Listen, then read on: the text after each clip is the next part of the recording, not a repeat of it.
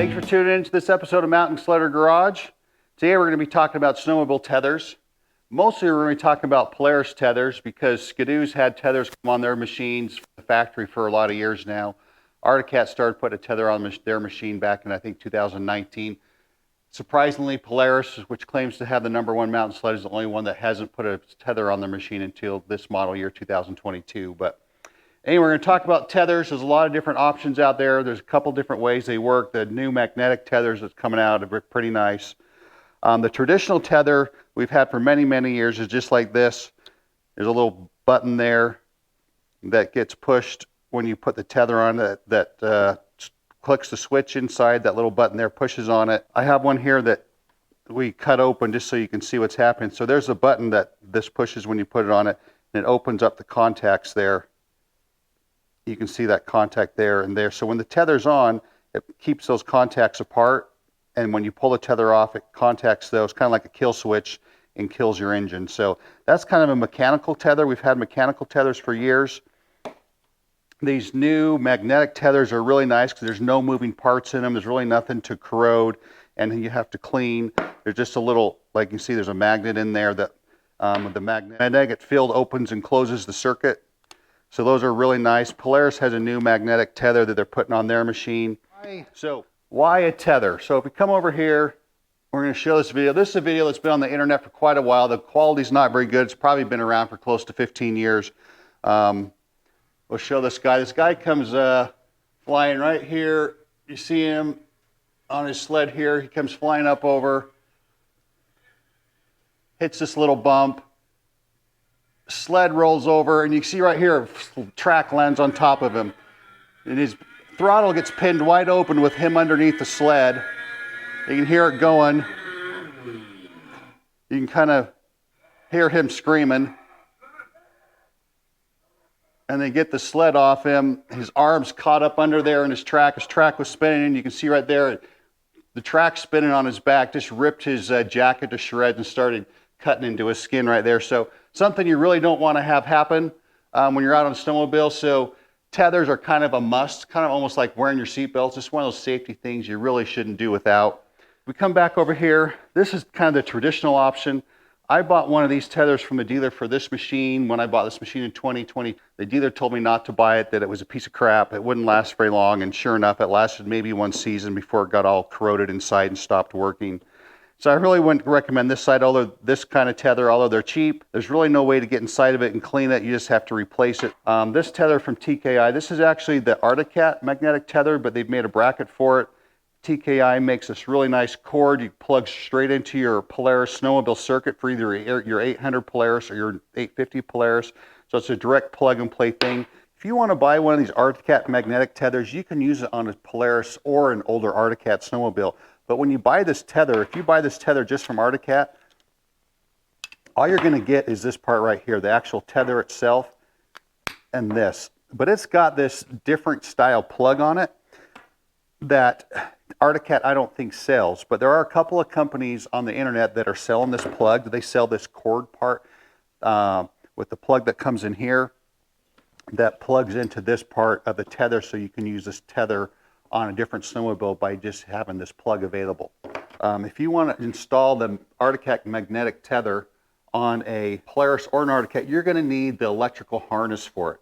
So if you go to this website here, this guy sells the electrical harnesses for this. If you scroll down on his website and say you go into Polaris shop now, you can buy the tether with the cord hooked to it, $95, but it doesn't have the bracket to hook to your handlebars like TKI, or you can buy just the cord to plug it in to your Polaris 800 or 850, and just the electronic cord is just 12 bucks. So that's pretty nice and cheap if you want to do that. If you want to hook this to an Arctic Cat, what you do is you go to his Arctic Cat products, the shop now, and you scroll down a little bit, and he has this cord here that plugs into the tether, and then you have to hardwire this end of the wiring into whatever you want to wire it to. But so if you want to hook the magnetic tether from Arctic Cat to a Polaris or a Yamaha or a Arctic Cat, you can get on this guy's website and you can buy the electrical harness to attach it This is a new tether from DuraPro. I think it came out last year. It's also a magnetic tether. This cap magnetizes onto here, keeps it on. This is your cord that you can pull off. $129. These are out of stock right now on durapro.com, but they're also selling them at Zollinger Racing. Super nice tether, but pretty expensive for a tether. But it's a tether that's going to probably outlast your snowmobile that is incredibly well made. This is a tether that's been around for a while too from Pro Armor. It's got a little key on it right here that looks like this. You're kind of used to if you had the old style Wave Runners. You pull that key off. This little arm right here goes into here. Then that's the switch inside. Problem with this one too, you got to clean this one about once a year because it gets corrosion inside and it will stop working. But it is, you are able to open this one up and clean it. $40 for that tether. It's a pretty nice tether. That's been used quite a bit. It's got a little mount here. You can't see it on the back side. These 4 bolts has a little hole on the back of the plastic here, and that bolts directly onto your handlebars. So that's a nice tether. And this is the one that Polaris has on the 2022s this year. This is the part number if you want to try and order it for the 650 and 850. 288-9142 is the part number. $90 for that one. Nice tether if you want a Polaris unit. The one thing I don't like is the cord that comes on this isn't really long. The cord that comes on this TKI unit is quite a bit longer, so you can mount this in a lot of different places. Where that one the Polaris one, you're pretty much stuck mounting it pretty close to where the plug is underneath the hood right here. So you're pretty much mounting it down here somewhere. Now I want to talk about 2 different kinds of circuits. If you go to buy a tether for any snowmobile, you look on there and they're going to be labeled as one of 2 different kinds of tethers. There's an open circuit tether and a closed circuit tether. And the open circuit tether is when the engine's running, the circuit is open, meaning you just have pretty much 2 electrical connectors like this. When the engine's running, they're not touching. When you pull the tether off, they touch and kill the engine. On a closed circuit tether, those 2 wires are touching, and so the circuit's closed because they're touching and the current's continuing going through there, and when you pull the cap off, it opens the circuit and the engine dies. So if you come over here, we'll show you that on this snowmobile. I used to have a tether on it and I cut it off. So these are the 2 tether wires right here that I've cut. So if we try and open the snowmobile, this circuit is open because the wires aren't touching. So if we start this, it starts right up. But if we close the circuit and touch those 2 wires together, the engine dies. So that's a closed circuit, and then this is an open circuit. So this is an open circuit to run. So this engine runs with the 2 wires not touching. So open circuit to run. Some of the older machines have a closed circuit to run where the wires are touching when they need to run. But the Polaris 850 and 800 are an open circuit to run. So you're going to see those 2 labels when you go to buy a tether. Open circuit to run or closed circuit to run. So when you just need to know what kind of snowmobile you have, and if you want to test your snowmobile like that, hook 2 wires up to your tether circuit, try to start it with the 2 wires closed or the 2 wires open, and then you can tell which circuit you have, whether it's a closed circuit or an open circuit. Another way to tell what kind of tether you have is you can test your tether with an ohm meter.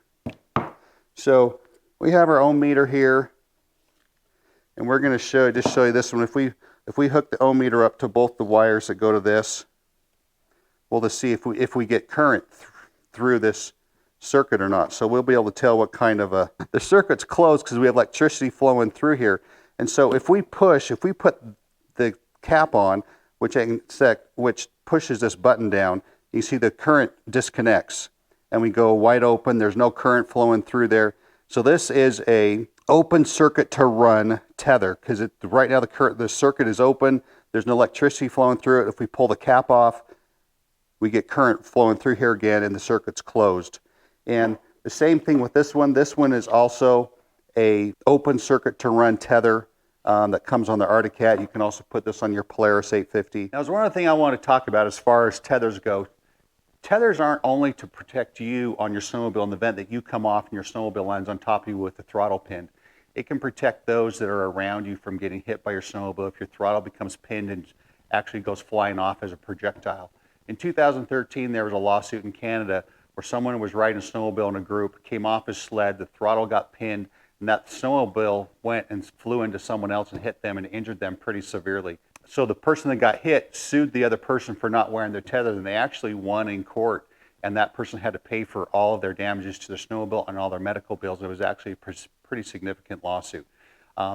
Pictures from the accident show this guy had a tether on his machine. It was actually hooked to the tether part of it. This part of it was actually attached to his handlebars and wasn't attached to him. The accident pictures, the tether was actually plugged into the machine still at the scene of the accident. The tether is not only to protect you, but to protect those that you're riding with. As far as installing the tether, I'm not really going to show you how to install the tether on this video, but if you want to install it on a Polaris, you got to pull all of your cowl apart like this. If you come down here into this bag here on an axis that's back here above your clutch cover, there's a bag that has a bunch of plugs in it. And this is the plug that you're looking for, is this one right here. If you buy one of these Cat tethers from TKI, this plug is made to plug right into that plug. So, and then if you get one of these, I like having this here. This goes underneath here, right, and it keeps your tether right here. I like that because it keeps your tether and your cord, if you have it hooked onto your garment, where like your jacket or your onesie has that plug on it where you attach it.